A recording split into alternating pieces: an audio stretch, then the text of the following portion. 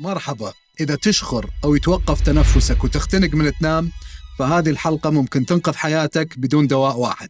مريضنا اليوم طبيب أسنان مشهور جدا بعاصمة الضباب لندن، ورح نخفي اسمه لأن يعالج أهم شخصيات المملكة، فمعارفه قاموا يلقبوه بالباشا. اللي اتصل مو الباشا لكن زوجته، لأن شخيرة بالليل واصل راس الشارع والباشا تعبان وبدأ ينسى. إذن اليوم راح تعرف كيف الاختناق أثناء النوم قاتل خفي، وتكتشف أسهل وأقوى حلول الشخير، وبالأخص الأخير اللي راح يغير حياتك بيوم وليلة. دخل الباشا العيادة أنيق وقور وأحمر الشعر، وبصوته الأجش قال لي: دكتور، زوجتي تبالغ، صحتي عال العال. حكيت له: مو مشكلة، ممكن نراجع أعراض وأخطار توقف التنفس أثناء النوم عندك حتى تعرف كيف يدمر كل جزء من جسمك. فوافق. تعبان ونعسان خلال النهار، والخطر إنه حوادث السيارات والعمل عندك 3 مرات أعلى وأسوأ. راح تحس بضعف ذاكرة ونزول تركيز، النتيجة كآبة وقلق وخوف وعصبية ومشاكل أسرية. راسك يوجعك صباحاً واحتمال معاه صعود ضغط. الخطر ضعف قلبك، وممكن تحس بخفقان من مشاكل النبض. راح تحس بعطش صباحي، ومن أسباب العطش واحدة من نتائج الاختناق أثناء النوم وهو إصابة بمرض السكر وزيادة الوزن. هاي العلاقة كالبيضة والدجاجة، الاختناق يزيد وزنك وزيادة الوزن تزيد الاختناق.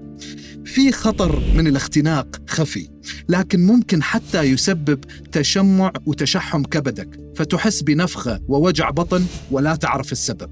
وأخيراً خطر راح يفاجئك. على غفلة واحدة من مفاصلك تحمر وتنتفخ والوجع مرعب.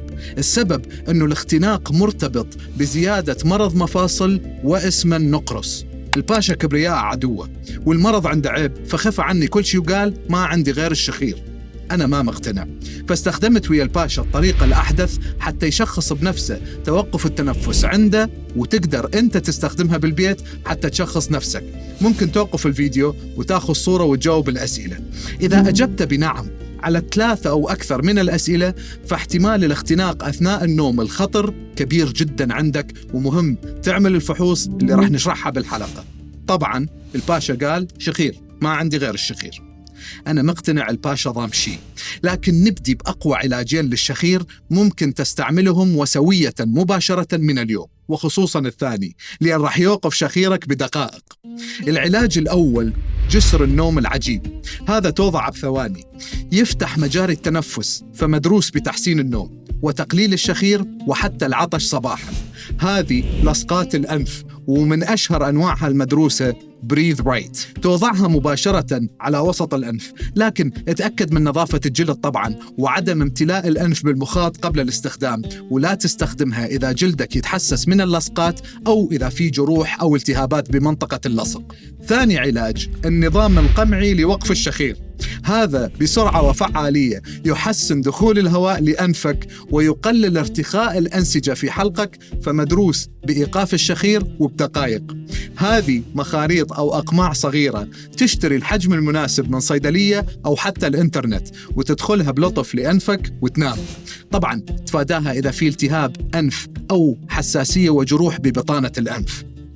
طبعا في طرق طبيعية أخرى فعالة للشخير، مثل نزول الوزن بالطرق الثورية المشروحة بعدة حلقات، الغرغرة بالنعناع، وتناول الحلبة. لكن كل هذه الطرق تتطلب وقت، والباشا باشا وقته ضيق، فاستخدم اللاصق ومخاريط الأنف وتوقف الشخير وبنفس الليلة.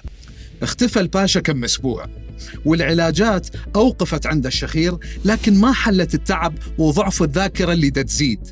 بدأ يتغيب عن عيادته تدريجيا، إلى أن وصلنا للحظة أو القشة اللي قسمت ظهر البعير. وصلتني رسالة ذعر من الباشا: خفيت قدام مريض، بدت سمعتي تنهار مع مرضايا، محتاج حل وبسرعة. بهذه المرحلة الباشا اعترف عنده توقف تنفس واختناق أثناء النوم، وبدأ يشوف مصايبهن. لازم إذن نبدي العلاج اللي غير حياته وراح يغير حياتك. بس حتى نعالج لازم أولاً نشخص الاختناق أثناء النوم، والتشخيص بسيط ويتم حسب الحالة عندك، أما بالبيت أو في مختبر نوم. عند حدوث الاختناق ينزل الأكسجين بالمقياس وتتوقف حركة الحزام، فالجهاز يسجل الاختناق، وبنهاية الليلة نعرف درجة الاختناق أثناء النوم من عدد مرات التوقف. بعد هذا الفحص عرفنا أنه الباشا حالته شديدة. أول طريقة تنقذك من الاختناق تشبه حامل ملاكم، هذا ببساطة مبسم طبي بديع، تحصله من طبيب الأسنان أو محلات الأجهزة الطبية. عبقريته لما تلبسه أنه يدفع فكك للأمام فيفتح مجاري تنفسك من تنام، فيقضي على الشخير والاختناق وتنام براحة وهدوء. تذكر مهم جدا فحص الأسنان واللثة عند طبيب أسنان قبل استخدامه، لأن ممنوع يلبس إذا في التهابات في الحلق. الباشا طبيب أسنان محترف فحصل على المبسم بسرعة، لكن تفاجأنا أنه الباشا قلق جدا فيصك أسنانه بقوة من ينام فكسر حتى المبسم، فاستمر التعب والتدهور. قلق الباشا وصل حد الانفجار لما منافس استغل تدهور الأوضاع وبدأ يحاول يشتري عياد بأبخس الأثمان بفلس ونص. فوصلتني رسالة يأس، قطع الأعناق ولا قطع الأرزاق. فوجب نبدي أقوى علاج لصحة الباشا، سمعته، شغله وحتى عائلته.